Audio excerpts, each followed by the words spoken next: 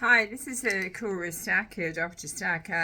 With all this surveillance, it's any wonder I can stand up in front of a podium and make a speech and all this racing around. And I've missed a number of deadlines. Well, how can you be in Dublin City and Cork City and Galway City on the one day? I mean, it's outrageous. Carry on altogether, in my opinion.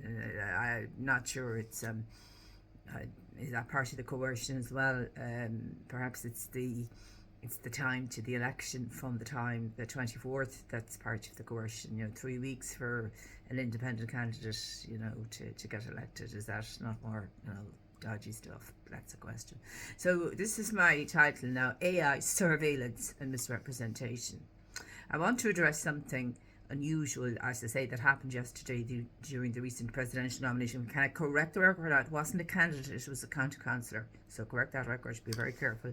It's a county councillor, male county councillor. Well, no, I won't mention the gender's name. One individual stood up and said they had read my materials the night before and that he had carried out an AI check. Now, let me be very clear. I don't even know how to do a check myself. To run a test like that, you would need experience and familiarity with AI systems. You'd need to be very, very good at AI to do AI checks. I wouldn't have a clue how to do it.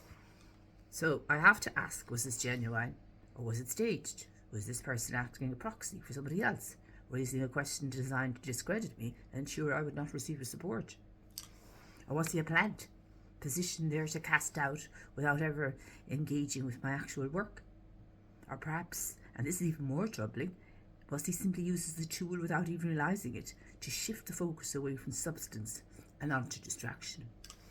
I told you it would only take me 2 moves to get to the puzzle.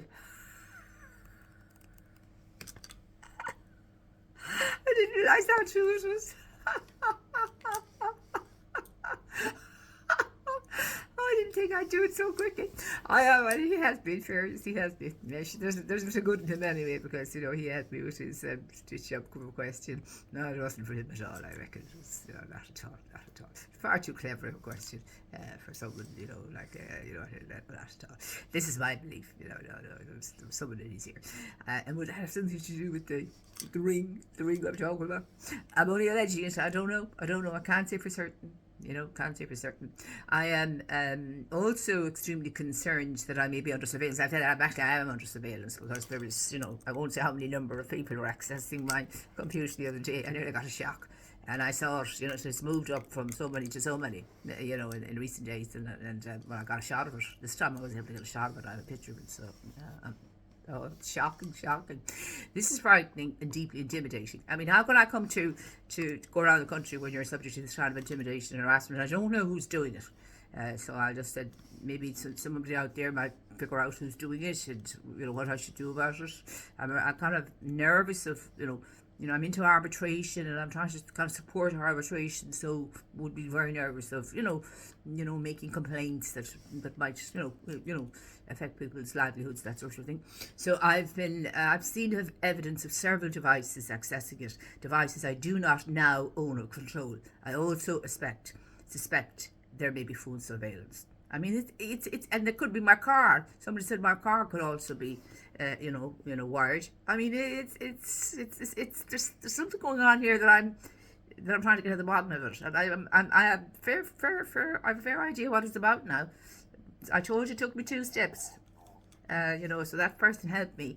That alleged narcissist helped me, because I could see that it was too clever of a question to be. I didn't seem to know anything about anything else. Only one thing. So it was like, say this question. So did you say this question? So who was he talking to the night before? That's the question. I'm only raising it as a concern now. It raises, I haven't got the answers. It raises a much bigger issue: privacy, safety, and the right of every citizen to know they're not being secretly monitored or targeted. What troubles me most, instead of engaging with my own ideas, my record, or my vision, the focus was shifted to an AI test I never carried out, or not even know how to carry this kind of AI test out.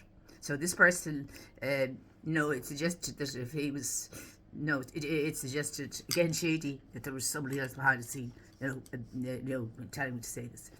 Let me remind everyone, I'm transparent in my scholarship when I use AI tools, which I'm only recently using. People have been using it for years, and saying that they wouldn't even write an email or anything without using it, for correction and grammatical errors and things like that.